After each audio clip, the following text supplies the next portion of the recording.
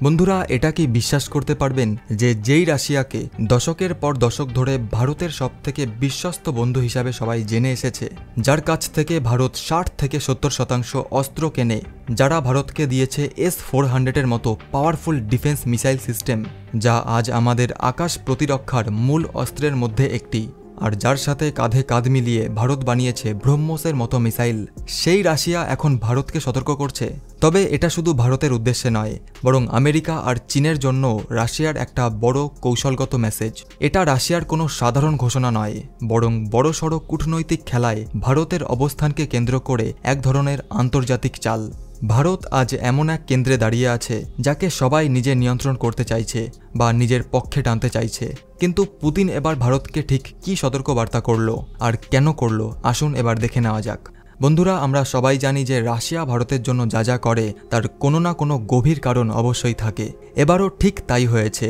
এই গল্পের শুরু পেহেলগাম ঘটনার পর থেকে। যখন ভারত অপারেশন সিন্দুরের মাধ্যমে পাল্টা বদলা নেয়, তখন পাকিস্তানের পাশে দাঁড়ায় চীন, আমেরিকা, তুর্কি, আজারবাইজান সহ আরও কয়েকটি দেশ। কিন্তু সবচেয়ে সরাসরি চীন পাকিস্তানের পক্ষে অবস্থান নিয়েছিল। এখন প্রশ্ন হলো, এই অবস্থায় রাশিয়া কেন ভারতকে সতর্ক করলো? তো রাশিয়ার বিদেশ মন্ত্রী ল্যাভরভ বলছে যে এই মুহূর্তে আমেরিকা চায় এশিয়ার মধ্যে বিভাজন তৈরি করে তার ওপর নিজের আধিপত্য বিস্তার করতে। তারা এখন ইচ্ছাকৃতভাবে এশিয়া প্যাসিফিক অঞ্চলকে ইন্দো প্যাসিফিক বলছে, যাতে ভারত আর চীনের মধ্যে উত্তেজনা বাড়ে। রাশিয়ার মনে হচ্ছে আমেরিকা এই দুই দেশের মধ্যে যুদ্ধ লাগিয়ে নিজের অস্ত্র, প্রভাব ও বাণিজ্যিক স্বার্থ হাসিল করতে চাইছে। কারণ আমরা যদি একটু গভীরভাবে দেখি তো একটা প্যাটার্ন লক্ষ্য করতে পারবেন যে কিছুদিন আগেই আমেরিকা চীনের ওপর ট্যারিফ বাড়িয়ে দিয়ে 135% করে দেয়। ফলে চীনের প্রোডাক্ট আমেরিকায় পাঠানো কঠিন হয়ে পড়ে। সেই সময় ভারতীয় প্রোডাক্টের চাহিদা আমেরিকায় আরও বেড়ে যায়। এর ফলে ভারতের রপ্তানি বাড়ে, চীনের প্রোডাক্ট আটকে থাকে বন্দরেই। এটা তো গেল একটা দিক। এছাড়াও অন্যদিকে ভারত এখন বিদেশে নিজের অস্ত্র রপ্তানি করে 650 কোটি থেকে সোজা 5000 কোটি টাকায় নিয়ে গেছে, তাও রাশিয়ার সঙ্গে সম্পর্ক ভালো রেখেই। কিন্তু ডোনাল্ড ট্রাম্প যখন দেখলেন ভারত বিশ্ববাজারে শক্ত অবস্থান নিচ্ছে, তখন হঠাৎ করে আমেরিকা চীনের ওপর ট্যারিফ কমিয়ে সিধা 30% নিয়ে আসে। এখানেই রাশিয়া ভারতকে বলে, সাবধান হও, আমেরিকা সেই পুরনো চালটাই আবার খেলছে। কি সেই চাল? যে আমরা আগেও দেখেছি যে কিভাবে ট্রাম্প কাশ্মীর ইস্যুতে নিরপেক্ষ থাকার নাম করে একবার কিছু উস্কানিমূলক কথা বলে, পরক্ষণে সেটা আবার অস্বীকার করে। তাদের কথায় ও কাজে মিল থাকে না।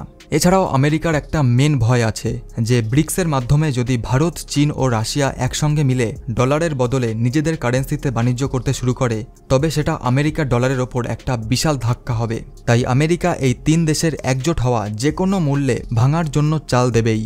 কারণ অতীতে আমেরিকা ঠিক এই একই কাজই করেছিল। আফগানিস্তানের USSRকে হারাতে সন্ত্রাসবাদের জন্ম দিয়েছিল। সিরিয়াতে বাশার আল আসাদের বিরুদ্ধে আল নুসরা ফ্রন্টকে সমর্থন করেছিল।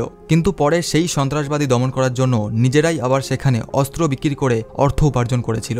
আজ আমেরিকা এই একই স্ক্রিপ্ট লিখছে ভারত ও চীনের জন্য।